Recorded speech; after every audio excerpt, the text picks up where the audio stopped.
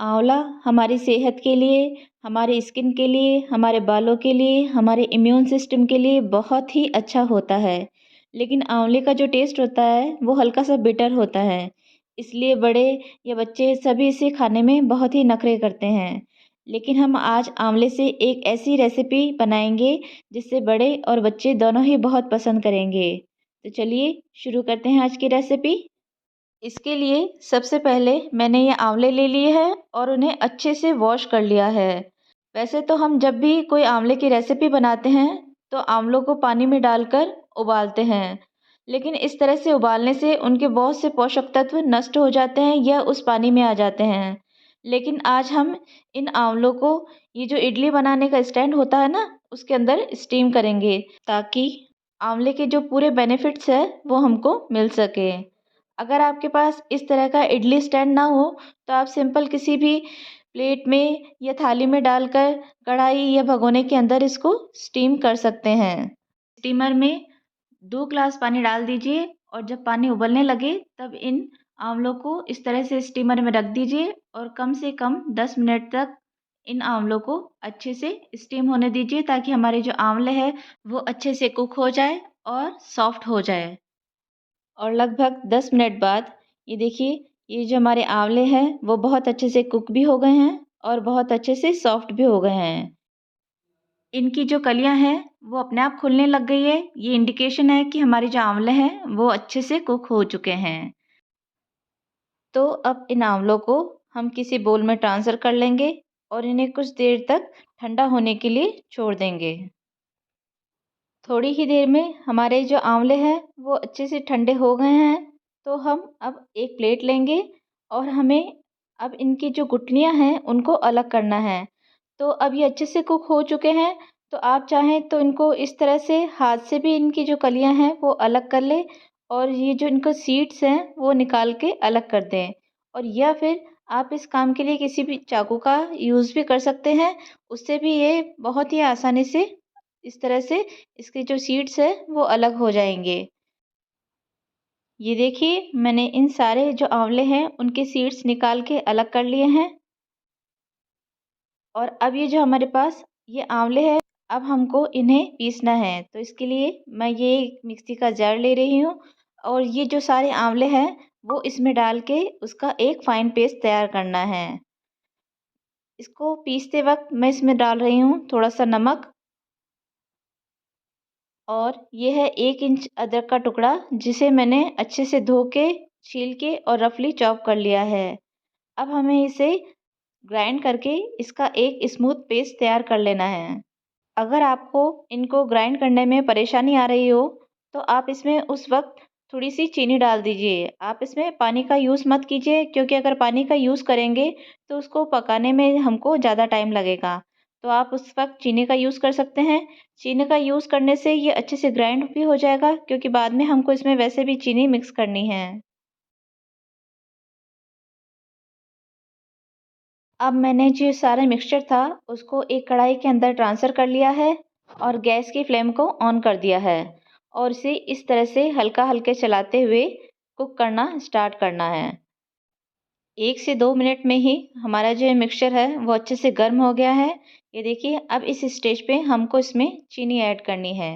जितने आपने आंवले लिए हैं, उतनी ही आपको चीनी इसमें ऐड करनी है।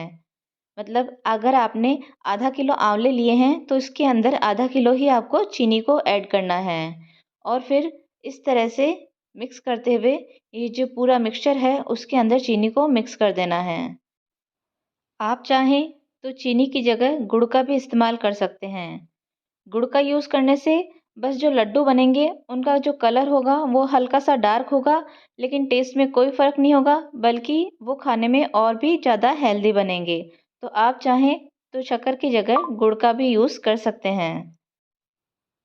और ये देखिए, ये जो हमारी चीनी है वो हमारे इस आंवले के पेस्ट में बिल्कुल मिक्स हो गई है। अब हमें इस मिक्सचर को अच्छे से पकाना है। तो इसको इस तरह से लगातार चलाते हुए आप इसको पकाते रहिए ताकि ये जो मिक्सचर है वो कढ़ाई में नीचे लगे ना। मुझे इसे पकाते हुए लगभग 5 मिनट हो गए हैं और ये देखिए, ये आपको कुछ थिक लग रहा होगा। तो बस हमें इसी वक्त इसके अंदर नींबू का रस ऐड करना है। मैंने ये 1 नींबू का रस लिया है और ये मैं इसके अंदर मिला दूँगी। नींबू के रस को ऐड करने से ये जो हमने इसमें चीनी ऐड की है उसके क्रिस्टल नहीं बनेंगे और जो आंवले का जो हल्का सा कड़वापन होता है वो भी नींबू का रस डालने से बैलेंस हो जाएगा। तो नींबू का रस मिक्स करने के बाद भी हमें इसे थोड़ी देर के लिए और पकाना है और इसे थोड़ा सा और थिक करना है। 2 से 3 मिनट और पकाने के बाद ये देखिए ये हमारा मिक्सचर कुछ इस तरह का हो गया है। हमें हमारे मिक्सचर की कंसिस्टेंसी इसी तरह की चाहिए। अब मैं इसमें ऐड कर रही हूँ ये 1 चम्मच घी, ताकि जो हमारा मिक्सचर है उसमें बहुत अच्छे से शाइन आ जाए। ये ऑप्शनल है, आप चाहें तो डालें और चाहें तो इसे स्किप भी कर सकते हैं। घी डालने के बाद वापस से एक बार इस मिक्सचर को अच्छे से चलाते हुए मिक्स कर लें, ताकि जो हमारा घी है वो पूरे मिक्सचर में अच्छे से मिक्स हो जाए और फिर उसके बाद आप गैस की फ्लेम को बंद कर सकते हैं। तो ये देखिए हमारा जो पूरा घी है वो पूरे मिक्सचर में अच्छे से मिक्स हो गया है। बस इस स्टेज के ऊपर हमें अब गैस की फ्लेम को बंद कर देना है और हमारे इस मिक्सचर को हल्का सा ठंडे होने के लिए छोड़ देना है। बहुत ज़्यादा ठंडा नहीं करना है, बस इतना ही ठंडा करना है कि हम अपने हाथों से इसे छू सकें। अब जो हमारा मिक्सचर है वो हल्का ठंडा हो चुका है। मैंने अपने हाथों में हल्का सा घी लगा लिया है और इस मिक्सचर का छोटा सा पार्ट लेकर इसको इस तरह से राउंड घुमाते हुए अच्छे से एक लड्डू का शेप दे देंगे। ये देखिए कुछ इस तरह से छोटा सा पार्ट लेना है और इसे हाथों में घुमाएंगे तो ये बहुत ही आसानी से एक लड्डू की शेप ले लेगा। इस तरीके से करते हुए हमें हमारे सारे मिक्सचर के छोटे-छोटे से लड्डू तैयार कर लेने हैं। ये देखिए कितने सुंदर लग रहे हैं देखने में और इनका कलर भी कितना अच्छा आया है। बस इसी तरह से हमें सारे लड्डू तैयार कर लेने हैं। अब आप चाहें तो इनको इसी तरह से रख सकते हैं और या फिर इस तरह से पिसी हुई चीनी लेकर अपने इन लड्डुओं को इस चीनी से कवर कर दें। इस तरह भी ये देखने में बहुत ही अच्छे लगते हैं और चीनी से कवर करने से ये आपस में चिपकेंगे भी नहीं।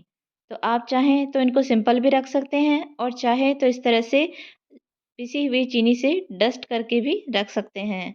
दोनों ही तरीके से ये बहुत ही अच्छे लगते हैं। ये लड्डू खाने में बहुत ही अच्छे लगते हैं क्योंकि इसमें आंवले के साथ हमने अदरक भी डाला है, नींबू भी डाला है, नमक, शक्कर सब डाले हैं, इसलिए ये बहुत चटपटे से खट्टे-मीठे लड्डू खाने में बहुत ही अच्छे लगते हैं। आंवला तो वैसे भी हमारी सभी की हेल्थ के लिए बहुत ही अच्छा होता है, इसलिए हमें किसी भी रूप में आंवले को अपनी डाइट में ज़रूर से शामिल करना चाहिए। तो आप भी बनाइए ये बहुत ही टेस्टी से आंवले के लड्डू और एंजॉय कीजिए। फिर मिलते हैं किसी और रेसिपी के साथ, तब तक के लिए टेक केयर।